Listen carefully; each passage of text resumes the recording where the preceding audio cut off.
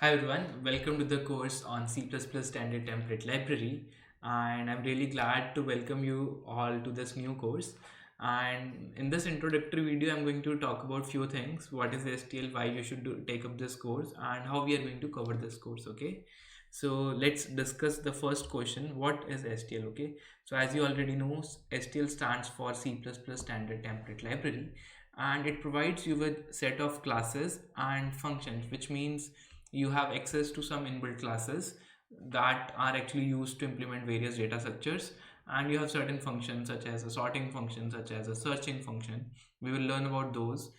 Then you must have seen some fancy keywords while reading other people's code, especially those people who are actively doing competitive programming, or if you're new to competitive programming, you must have seen people using a lot of fancy keywords like vector of pair of int string, then a sort function with comparators, or a priority queue, or a greater int. Okay, so all these things we are going to see in this course. You will be able to write your own codes using the C++ standard template library. Okay, and lot of inbuilt data structures such as binary search tree, red black tree, a hash map, a stack, a queue, a doubly ended queue, a vector. Lot of data structures are provided by STL, and major components of the standard template library are algorithms. Okay, containers. Okay, so containers are the data structures and they go by the name of the containers in STL. Then we have iterators and functors. Okay, we will discuss each of these topics while we go through the course.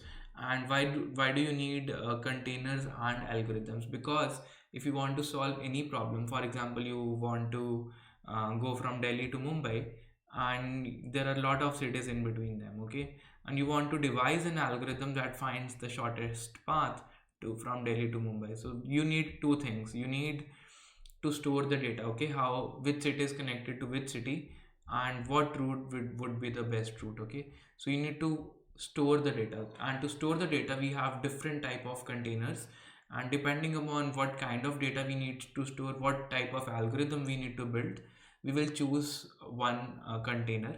And I will show you some examples how to implement a graph in this course, how to implement a try in this course, and all other data structures. I assume you would know how to build a stack and a vector. Okay, so we'll discuss some of the data structures in more detail because they can be implemented easily using STL, but more or less I will assume you know you have a basic understanding of all the data structures. Okay, so to if you want to find out the shortest path, you need to store data, and that is where a container comes into picture, and the logic that you will build to solve this problem. Okay, now the data is stored inside the container. What edge I should pick, okay, or what path I should choose, that is given by the algorithm. So algorithm is nothing but the logic, and container is nothing but the storage where you will store the data.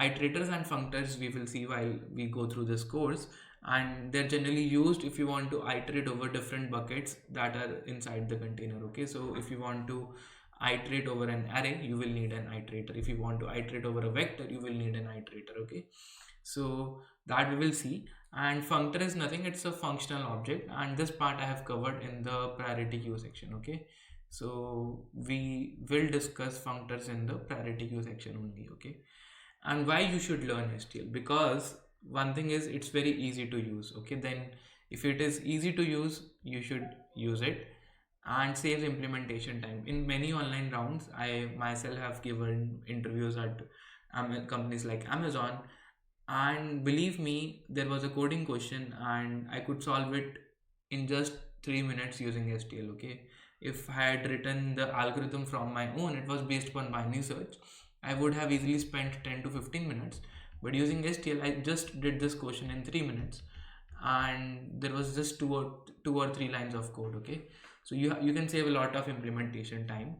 Third, you can pass all the test cases. Okay, since the data structures available in the STL are quite optimized.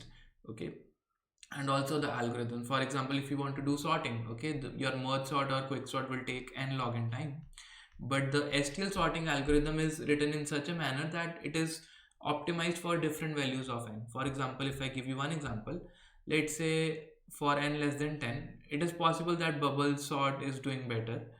Maybe this is the graph of n square, and let's say for n greater than 10, your merge sort does better. Okay, let's say.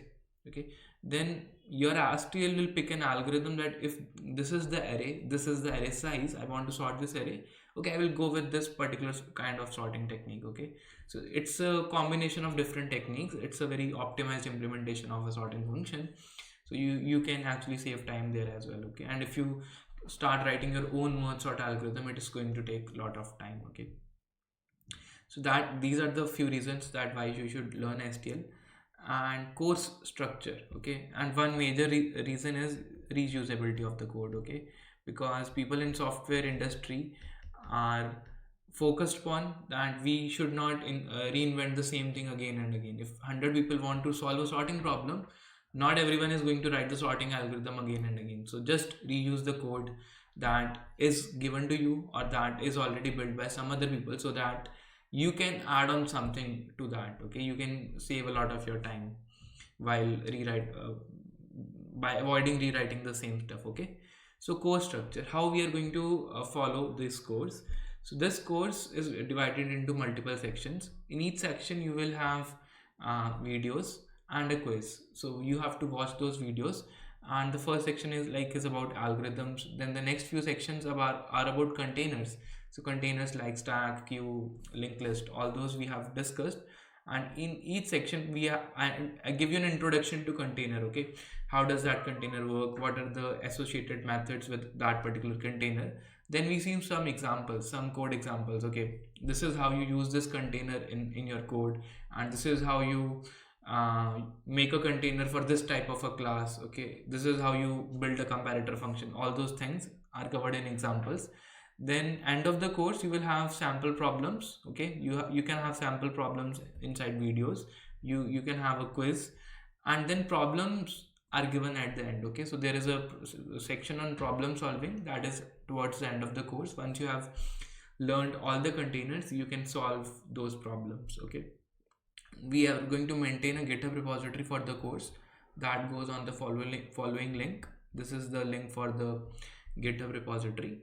And what are the prerequisites? Okay, the prerequisites are you should know the syntax, you should have a fairly basic understanding of data structures, and some basic problem solving experience. Okay, so if you have not solved any questions, maybe I will suggest go and solve few problems on arrays, and maybe then you will realize why STL is such a powerful technique and it's needed to make our work easy. So that's all for this video, guys, and I will see you in the next section where we will talk about generic programming using C++ STL. Thanks a lot.